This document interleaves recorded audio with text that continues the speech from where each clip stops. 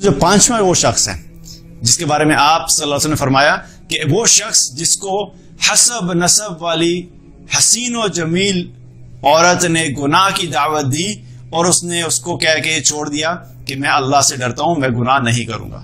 انی اخاف اللہ، میں اللہ سے ڈرتا ہوں، میں گناہ نہیں کر سکتا۔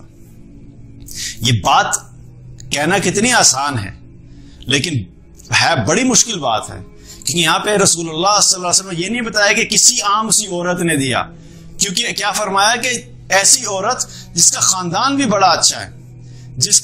کے پاس مال بھی ہے، جو خوبصورت بھی ہے، ایسی عورت جب کسی انسان کو گناہ کی دعوت دیتی ہے تو کوئی آسان نہیں ہوتا اس کو اوائڈ کرنا، بڑے بڑے لوگوں کی ہوائیں نکل جاتی ہیں اور یہ بڑی ٹف سچویشن ہوتی ہے، لیکن وہ شخص بچ سکتا ہے کہ جس کے دل میں اللہ کا خوف ہو، جس کے دل میں اللہ کی محبت ہو، جو واقعی جینوئنلی اللہ سے محبت کرنے والا ہے اور اس کے دل میں یہ خیال آ جائے کہ نہیں یہ چیز اللہ نے میرے لیے حرام کی ہے، میں یہ کام نہیں کر سکتا، میں اپنے اللہ کو ناراض نہیں کر سکتا، اور وہ یہ کہہ دے کہ نہیں میں اللہ سے ڈرتا ہوں اور میں یہ کام نہیں کروں گا، تو ایسے شخص کے لیے بھی کیا فرمایا کہ اللہ تعالیٰ ایسے شخص کو بھی قیامت والے دن اپنے عرش کا سایہ نصیب کرے گا۔